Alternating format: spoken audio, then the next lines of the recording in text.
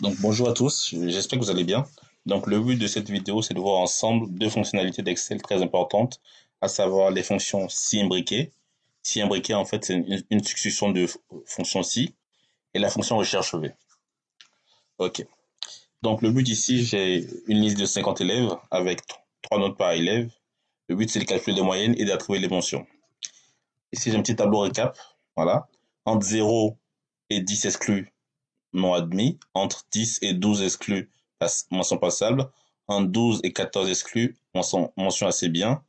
Entre 14 et 16 exclus, mention bien. Au-delà de 16, c'est la mention très bien. Ça, c'est classique. On va commencer par calculer les moyennes déjà. C'est très simple, vous calculez les moyennes sur Excel, vous faites égal, moyenne comme ceci. Voilà, et vous sélectionnez l'ensemble des notes comme ceci. Fermez la parenthèse, comme ceci. Ici, clic droit, format cellule, nombre. On va s'assurer qu'il y ait deux nombres après la virgule, comme ceci. Okay. Je viens là, double-clic. Voilà. Et là, ça me calcule automatiquement les moyennes. Okay. Maintenant, ce qu'on va faire ensuite, on va calculer les mentions. On va utiliser la méthode la plus compliquée, la méthode avec les si imbriqués. Donc, je fais quoi? Donc, comment ça va marcher? On va traiter plusieurs intervalles, en fait. On va traiter l'intervalle inférieur à 10, on va prendre ça. Inférieur à 10, inférieur à 12, inférieur à 14, inférieur à 16. Non, inférieur à 16 et supérieur à 16, on va dire, si vous voulez. Donc, lorsqu'on est inférieur à 10, on met mention non admis. Lorsqu'on est inférieur à 12, on met mention passable. Lorsqu'on est inférieur à 14, on mettra mention assez bien. Lorsqu'on sera inférieur à 16, on mettra mention bien.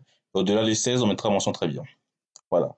Donc si, entre parenthèses, ça, c'est-à-dire la moyenne, inférieure à 10, strictement inférieur à 10, alors, point virgule, on me met passable. Passable, c'est du texte, donc je mets entre guillemets. Non, je mets plutôt non admis, excusez-moi.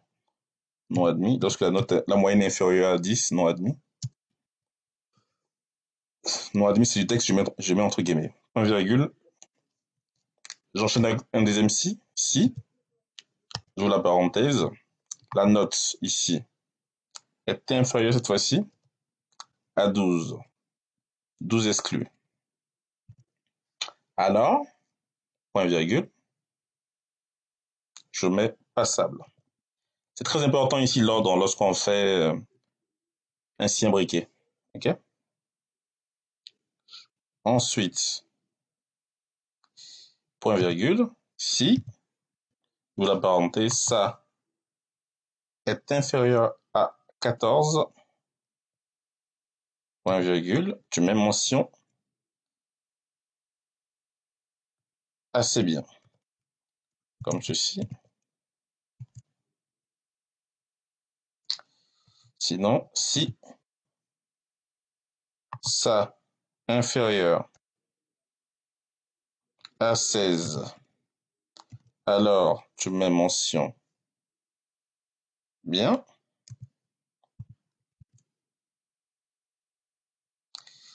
Point virgule. Sinon, non, le dernier cas, sinon, tu mets mention, tu mets très bien.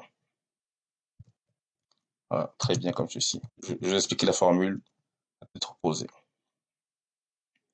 Ok, maintenant, quand on fait ça, on va fermer tout simplement les parenthèses. Là, on a 1, 2, 3, 4. On a 1, 2, 3. On a 4 si, donc on aura 4 parenthèses à la fin. 1, 2, 3, 4. Voilà, tout simplement. Ok, maintenant, je vous explique la fonction. Donc, là, on dit si E2 c'est la moyenne de la première rangée, est inférieur à 10, c'est ce qui est là. Donc, il nous met mention non admis, ce qui est logique. Si, ensuite, on enchaîne avec un autre si E2 est inférieur à 12. Donc, il faut comprendre que euh, E2, ici, en fait, on va traiter l'intervalle entre 10 et 12 exclus. Ici, donc, on met un passable ici. Et là, on va traiter l'intervalle entre 12 et 14 exclus. On met assez bien ici. Et ici, on va traiter l'intervalle entre 14 et 16. Excuse, on va traiter l'intervalle entre 14 et 16 exclus. On met bien, ainsi de suite. OK? Voilà, je fais ça. Là, c'est la méthode cylindrique, elle est un peu compliquée, en fait.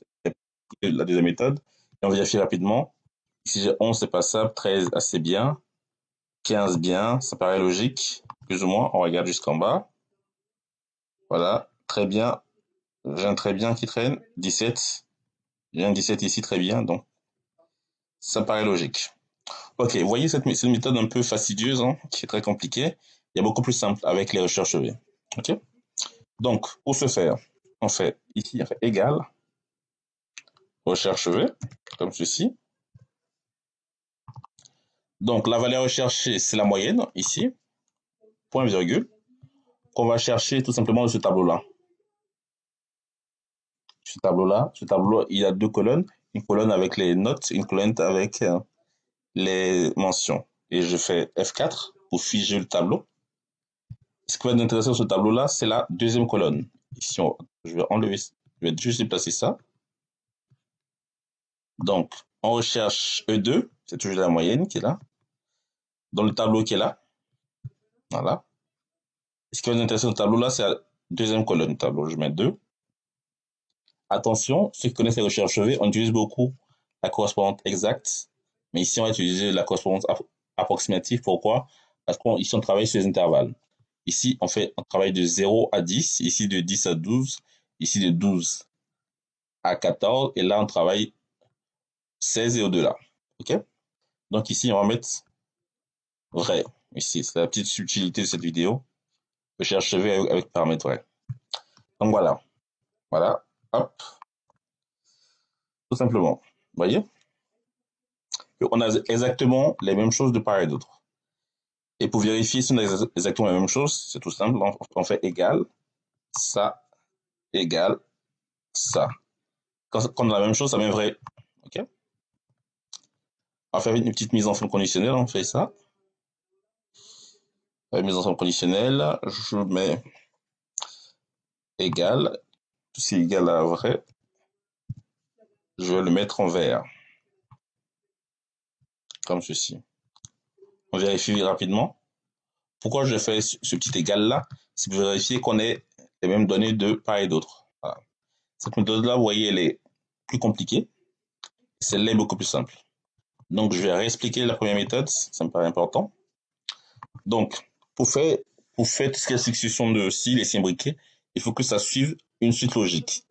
Là, on a fait, d'un premier temps, on a traité les données inférieures à 10. Ensuite, on traite les données inférieures à 12. Ensuite, les données inférieures à 14. Ensuite, les données inférieures à 16. Et après, ici, le dernier, là, ça traite les autres données, en fait. Les autres données, c'est les données entre 16 et 20. Voilà.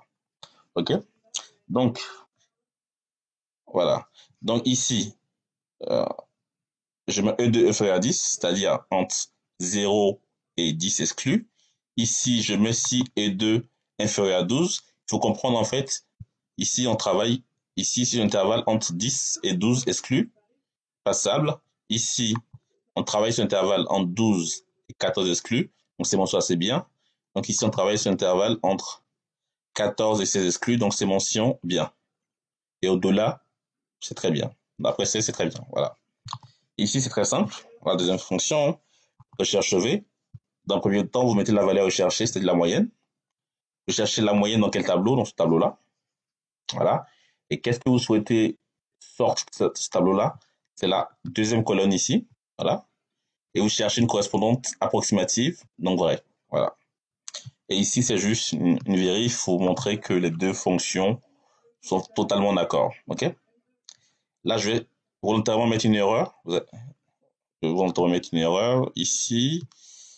Euh, là, je vais effacer ça. Vous allez voir. Ça paraît en faux ici, vous voyez? Parce que j'ai volontairement effacé cette donnée-là. CTRL Z, je reviens en arrière, c'est bon. Donc ça montre que mes deux formules sont exactement, donnent le même résultat, même si celle-là est plus compliquée que l'autre. Donc lorsque vous avez beaucoup de conditions à faire, je vous conseille plutôt la recherche V avec le paramètre vrai à la fin, qui permet de travailler ces intervalles. Mais si vous travaillez sur des petits cas assez simples, vous pouvez utiliser un si simple. Voilà. Ça c'est plus intéressant si vous travaillez sur des intervalles. La recherche V avec l'option vrai, ça permet de travailler sur ça permet de travailler sur des intervalles complexes et très rapidement. Voilà. Ça m'a cette méthode m'a pris à peu près 10 minutes. Oh non, on va dire 3-4 minutes, et celle-là m'a pris moins d'une minute, en fait. Là, je mets à peu près, pour un niveau débutant, ça peut vous prendre peut-être 5 minutes, et là, pour un niveau débutant, ça peut vous prendre peut-être une minute. Donc, celui-là, il est beaucoup plus efficient, évidemment, que celui-là, et celui-là, la recherche évite les erreurs, en fait. Parce qu'ici, en fait, entre les si, on peut se tromper, en fait. On peut se tromper facilement. Donc, je vous conseille vraiment la recherche V au lieu de tout ce qui est si imbriqué. Voilà, c'est tout pour moi. Bon courage. N'hésitez pas à poser des questions si vous en avez, et à très bientôt. Au revoir.